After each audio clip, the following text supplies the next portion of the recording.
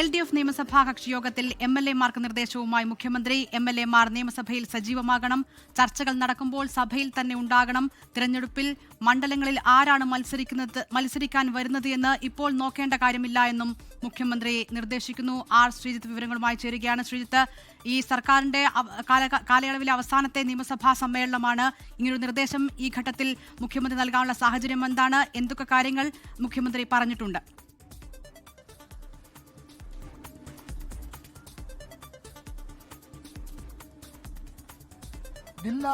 LDF-ന്റെ parliamentary party യോഗം ഇന്ന് ഉച്ചയ്ക്ക് തിരുവനന്തപുരത്ത് നടന്നിരുന്നു. നിയമസഭാ സമ്മേളനത്തിൽ സ്വീകരിക്കേണ്ട തന്ത്രങ്ങളെക്കുറിച്ച് ആലോചിക്കാനും ചർച്ച ചെയ്യുന്നതിനും വേണ്ടിയാണ് LDF-ന്റെ പാർലമെന്ററി പാർട്ടി യോഗം ചേർന്നത്.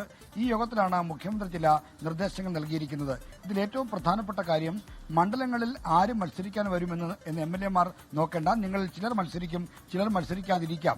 അതുകൊണ്ട് തന്നെ എന്ത് തന്നെ ആയാലും ആര് മത്സരിക്കാൻ വരുന്നത് നോക്കാതെ തന്നെ മണ്ഡലത്തിൽ സജീവമായിരിക്കണം, സജീവമായി ഇടപെടണം. ഒപ്പം നിയമസഭയിലും സഭാ നടപടികളിലും സജീവമായി ഇടപെടണം എന്നാണ് മുഖ്യമന്ത്രിയുടെ നിർദ്ദേശം.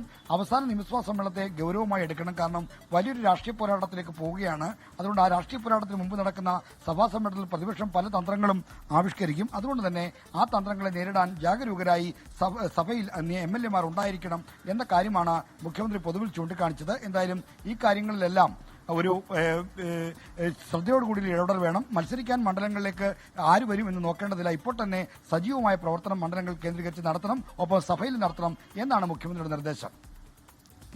മണ്ഡലത്തിൽ ആരും മത്സരിക്കാൻ വരുമെന്ന കാര്യം നോക്കേണ്ടതില്ല. അവസാന സമ്മേളനമാണെങ്കിലും നിയമസഭാ സമ്മേളനത്തെ അതിന്റെ ഗൌരവത്തോടെ കാണണം എന്ന നിർദ്ദേശമാണ് മുഖ്യമന്ത്രി നൽകിയിരിക്കുന്നത്. ലോകത്തെവിടെയായാലും ഏത് സമയത്തും 24 വാർത്തകളും ഓഗ്മെന്റഡ് റിയാലിറ്റി പാക്കേജുകളും എക്സ്പ്ലെയിനറുകളും വിശദമായി കാണാൻ ഞങ്ങളുടെ YouTube ചാനൽ നിങ്ങൾക്ക് സബ്സ്ക്രൈബ് ചെയ്യാം.